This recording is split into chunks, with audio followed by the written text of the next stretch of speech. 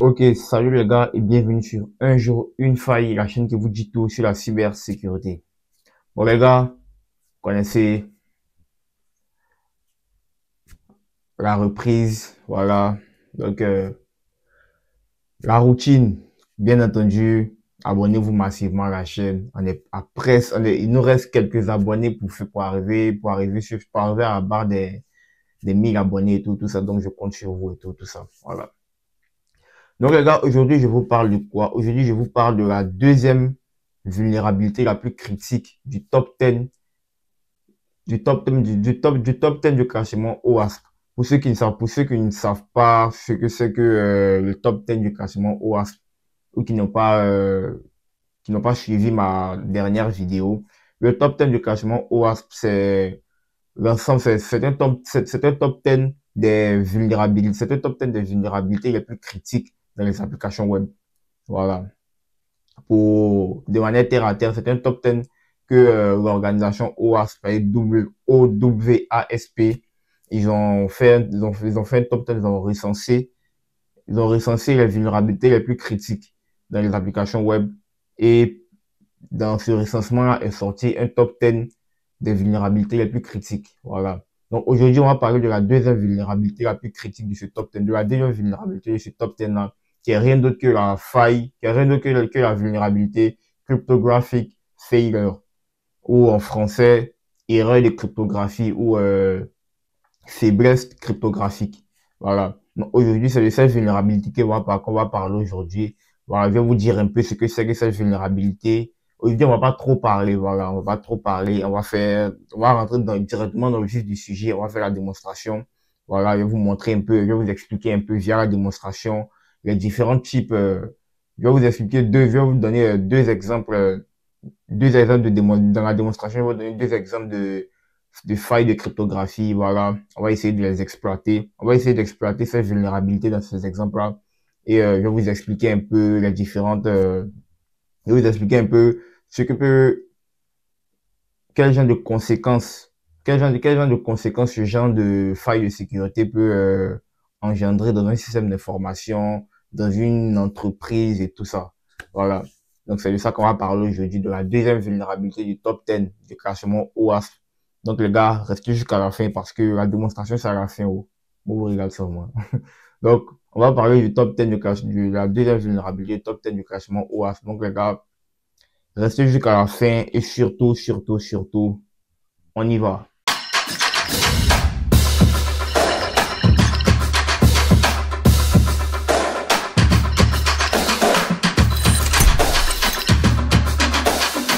Ok les gars, donc je disais comme ça qu'aujourd'hui on allait voir la deuxième la deuxième vulnérabilité du top 10 du classement OWASP, qui est rien d'autre que la vulnérabilité cryptographic failure, ou en français échec de cryptographie ou bien faille cryptographique.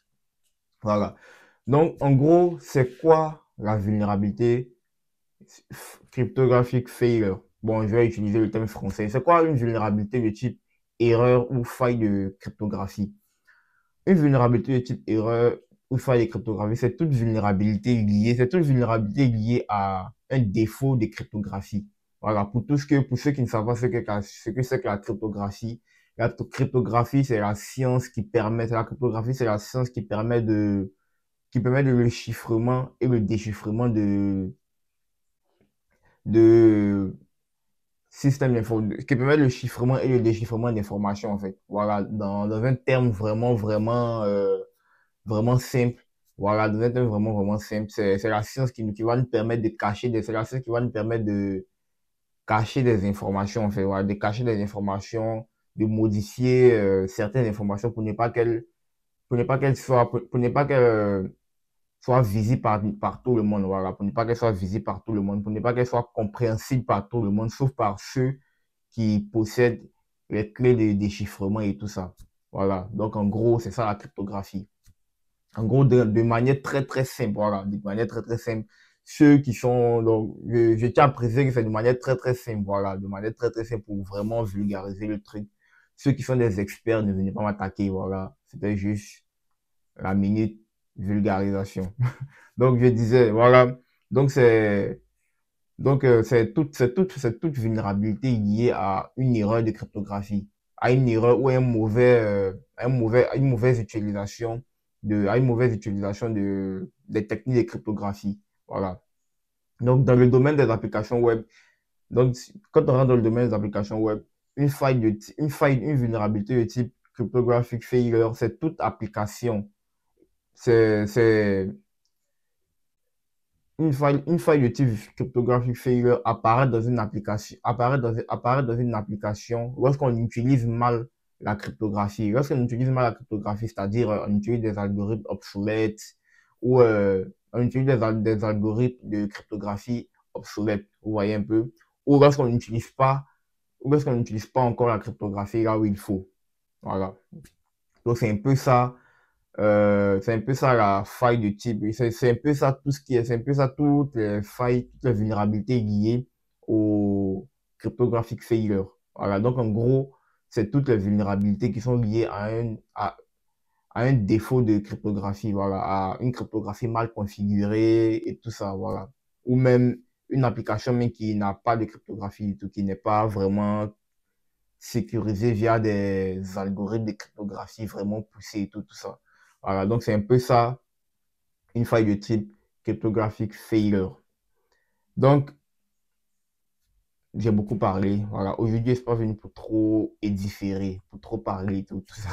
Voilà, donc aujourd'hui, donc je vais vous faire une démonstration de deux failles de type cryptographic failure pour que vous compreniez mieux, en fait ce qui se cache derrière, en fait, le danger que peut représenter cette vulnérabilité-là. Voilà. Donc sans plus tarder, on va passer directement à mon ordinateur et puis on va essayer de démontrer tout ça.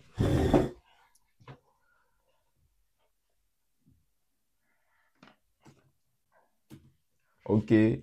Donc là, on est toujours sur le site de WebGhost, sur le site WebGhost qui est, comme je l'ai précisé la dernière fois, c'est un site mis en place par l'OWASP, c'est un site mis en place par l'organisation OWASP elle-même pour permettre aux apprenants en cybersécurité et tout, tout ça de maîtriser ces différentes failles de sécurité, de savoir de maîtriser ces différentes failles du top 10. Voilà, de maîtriser les différentes failles du top 10 de ce classement-là pour pouvoir remédier à ces problèmes lorsqu'elles sont dans des applications web et tout, tout ça. Voilà. Donc, on est sur le site de WebGhost. Voilà, on va se connecter. On va prendre la partie cryptographic failure. On va faire le premier. Le premier, on va faire la partie encodage. Voilà, on va faire la partie encodage. Ça, déjà, ici, l'encodage base 64. Bon, l'encodage base 64, c'est pas, je dirais pas que ce n'est pas je dirais pas que ce n'est pas une technique de cryptographie. Certes, c'est pas un algorithme de cryptographie, mais dans le sens de la cryptographie en elle-même, c'est-à-dire dans la définition de la cryptographie, on peut considérer un encodage en base 64 comme étant de la cryptographie. Voilà, mais ce n'est pas un algorithme de cryptographie en tant que tel. Mais je tiens à préciser il y a des sites, il y a des applications, il y a des sites internet, il y a des applications, des sites internet qui utilisent l'encodage base 64 pour, qui utilisent l'encodage base 64 en fait pour masquer des adresses, pour masquer des mots de passe et tout, tout ça. Voilà. Donc, j'utilise l'encodage base 64 comme moyen de cryptographie. Voilà. Donc, c'est pour ça que dans la partie cryptographique failure, on a la partie encodage base 64. Voilà. Donc, on va faire ça. Ici, on nous dit, on est authentification basique et tout, tout ça. En gros, on nous dit là, en gros, on nous dit, on suppose qu'on a intercepté une en-tête, une en-tête HTTP. On suppose qu'on a intercepté une en-tête HTTP, c'est-à-dire que le site n'a pas été sécurisé en HTTPS avec le certificat TLS et tout, tout ça, si on a pu l'intercepter et tout. Donc, on suppose qu'on a intercepté, ici on dit, on suppose qu'on a intercepté une en-tête avec, on a intercepté ça comme dans l'en-tête. Puis on nous demande maintenant, avec ce qu'on a, c'est quoi le username c'est quoi le username et c'est quoi, c'est quoi le username et c'est quoi le username et c'est quoi le password. Voilà. Donc, on nous demande c'est quoi le username et c'est quoi le password. Donc, on va utiliser ça. On va faire, je vais faire, on aura juste à décoder cela. On aura juste à décoder ça. Mais je vais, bon, on va pas le décoder sur une feuille et tout ça parce que comme j'aime bien le dire, les cybercriminels, ils vont pas s'asseoir. Il y a tellement d'outils sur Internet, ils vont pas s'asseoir à faire le truc sur la feuille et tout ça. Ils vont aller directement à la source. Il y a des éléments qui permettent, il y a des sites qui vont nous permettre de décoder du base 64 rapidement, pas besoin de réfléchir longtemps, voilà. Donc, on va directement aller sur ces sites-là. Voilà. Donc, on a juste à mettre décodage base 64. Voilà. On a ce site qui va nous permettre de décoder du base 64. On a juste à mettre, et on nous demande de décoder. Et bingo. On a le username. Le username, c'est Ghost 2024. Et le password, c'est admin. On poste.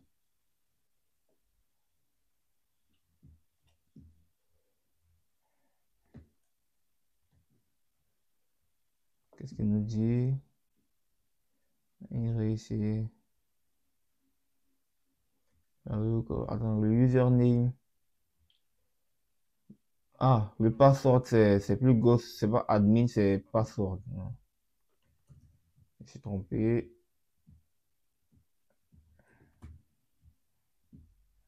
Ok. Voici le user. Donc, vous voyez que ça a été très simple.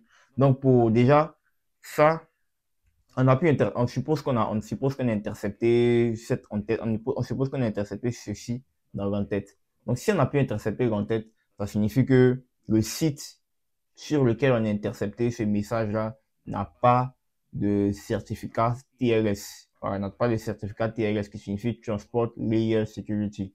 Si vous remarquez bien, tous les sites sécurisés, ils ont une en-tête HTTPS. Voilà, HTTPS à la fin. Le S c'est pour secure. Voilà. Donc, ça montre aussi que pour pouvoir, si un site n'a pas cette en-tête HTTPS, n'a pas cette en-tête HTTP avec le S à la fin, ça montre que c'est pas un site sécurisé en fait. Voilà, c'est pas un site sécurisé. On peut intercepter des données qui vont directement vers la base de données, tout ça, pour pouvoir les décrypter et tout. Voilà. Donc ça c'est, ça c'est, ça, c'est une erreur de cryptographie basique. Voilà. Donc, on va aller à deuxième. Voilà. Ça, c'est de l'encodage d'URL. C'est du codage d'URL. Ça, c'est du codage d'URL. Qu'est-ce qu'on nous dit? On dit que l'encodage d'URL est fréquemment utilisé, vous voyez, est fréquemment utilisé lors de l'envoi de données de formulaires et de paramètres de requêtes au serveur. Les espaces n'étant pas autorisés dans une URL, ce dernier est remplacé par un pourcentage 1. Des remplacements similaires sont effectués pour les autres caractères. Encodage HTML. L'encodage HTML garantit que le texte est affiché tel que dans le navigateur et n'est pas interprété par le navigateur comme du HTML. Ok, maintenant dans le codage XOR. Le codage est parfois utilisé comme première technique d'obfuscation.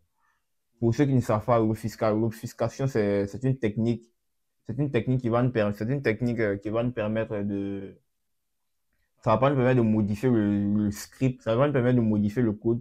C'est comme si on aura un code et via offuscation, on va changer quelques symboles, on va changer des symboles du code et tout ça, sans toutefois altérer le fonctionnement du code. Voilà, sans toutefois altérer le fonctionnement du code. On va remplacer quelques symboles du code et tout ça pour qu'il soit illisible. Voilà, pour que le code soit illisible et tout ça. Mais lorsqu'on va exécuter le code offusqué, il fonctionnera bien, mais c'est juste qu'il sera illisible pour une personne lambda, en fait. Voilà, mais pour une personne qui maîtrise la technique d'offuscation utilisée, il pourra la décrypter et tout ça. Il pourra revenir à l'ancien code. Voilà, donc c'est beaucoup utilisé dans les applications faites en JavaScript et tout ça. Voilà, c'est beaucoup utilisé dans le Java, c'est beaucoup utilisé dans les applications web et tout ça. On, on office on office le code, c'est-à-dire on modifie quelques symboles, donc on modifie les symboles du code et tout ça. On modifie tout le code, en fait, c'est les différents symboles et tout ça pour le rendre illisible. Là, même si on arrive à inspecter le code, même si on arrive à inspecter le code et tout ça, on n'arrivera pas à le lire parce il est illisible, sauf pour quelqu'un qui maîtrise la technique d'obfuscation utilisée. Il pourra revenir au code précédent et tout. Mais je tiens à préciser que l'obfuscation n'altère en rien. L'obfuscation n'altère en rien, en fait, l'exécution du code. Voilà. L'obfuscation, un code offusqué s'exécute toujours. Un code offusqué s'exécute toujours, mais c'est juste qu'il est illisible pour une personne qui ne maîtrise pas la technique utilisée, c'est tout. Voilà. Donc, première technique d'offuscation simple pour stocker les mots de passe. IBM, vous connaissez, vous savez ce que c'est que IBM, l'entreprise IBM. IBM WebSphere Application Server, par exemple, utilise une implémentation spécifique du code XOR pour stocker les mots de passe dans les fichiers de configuration. IBM recommande de protéger l'accès à ces fichiers et de remplacer le code XOR par défaut par votre propre chiffrement. Donc, ça veut dire que même IBM, certes, par défaut, l'entreprise IBM, par défaut, dans leur système, dans leur application, ils ont par défaut le codage XOR. Mais eux-mêmes, ils recommandent d'enlever le codage. Eux-mêmes, ils recommandent de remplacer le codage XOR par le chiffrement personnel de l'utilisateur. Voilà. Donc, c'est un codage par défaut, mais il faut le remplacer. Faut toutefois avoir la culture de modifier ce chiffrement par défaut. Voilà. Donc ici, on dit qu'en supposant que vous ayez trouvé le mot de passe de la base de données codé comme ceci, comme cela, quel serait le mot de passe réel? Comme je le dis toujours, on va pas le faire à tête. On va utiliser un site pour ça. Voilà, il y a un site, il y a des sites qui permettent de décoder le code XOR. Donc, on va juste prendre le code. On va aller, on a le site même de WebSphere. On a le site même de WebSphere, donc on va le mettre directement. On va mettre le code directement là. Voilà, on va décoder. Et ça nous donne directement le mot de passe. Donc le mot de passe, c'est database password. On vient, on l'ajoute et bingo. Vous voyez, c'est tellement, bon, c'est tellement simple.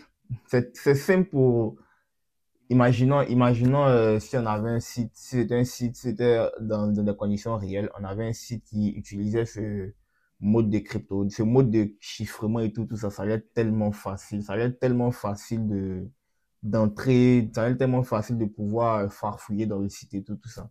Voilà. Donc, c'est un peu ça, le cryptographic failure ou encore erreur de cryptographie. C'est un peu les bases de l'accès, un peu les bases les bases des échecs de cryptographie en cybersécurité et tout ça. Voilà. Mais il y en a encore, quoi, il y en a encore et tout ça, mais je vais pas faire la totale ici parce que ça serait très long.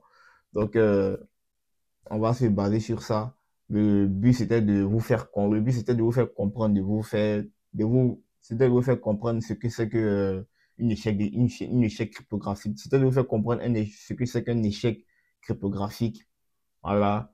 Et de vous donner quelques exemples d'échecs cryptographiques et tout ça. Maintenant, je crois bien que vous savez maintenant qu'il existe une faille de sécurité qu'on appelle échec cryptographique. Vous savez ce que vous saurez l'expliquer. Vous saurez donner quelques exemples et tout ça. Voilà. Donc, les gars, on a la fin de cette vidéo. Vous connaissez, pas besoin de trop parler. Abonnez-vous massivement à la chaîne. Cliquez sur la cloche de notification pour ne rien manquer des autres vidéos qui viennent, parce qu'il y a deux vidéos qui viendront. Voilà, et puis je tiens encore à remercier ceux qui s'abonnent. Voilà, pour ceux qui regardent sans s'abonner là. Pour ceux qui regardent, qui like sans s'abonner là. Abonnez-vous, ça ne prend qu'une seconde, voilà. Donc, on monte, la chaîne monte et tout ça. On est presque à 1000 abonnés, voilà. On a quelques abonnés, des 1000, on a quelques abonnés, des 1K. Donc, je crois que c'est un bon début. Ça montre que ce que je fais vous plaît. Puis, ça donne du courage aussi. Donc, merci, merci, merci. Et surtout, le mot de fin, restons vigilants sur le cyberespace.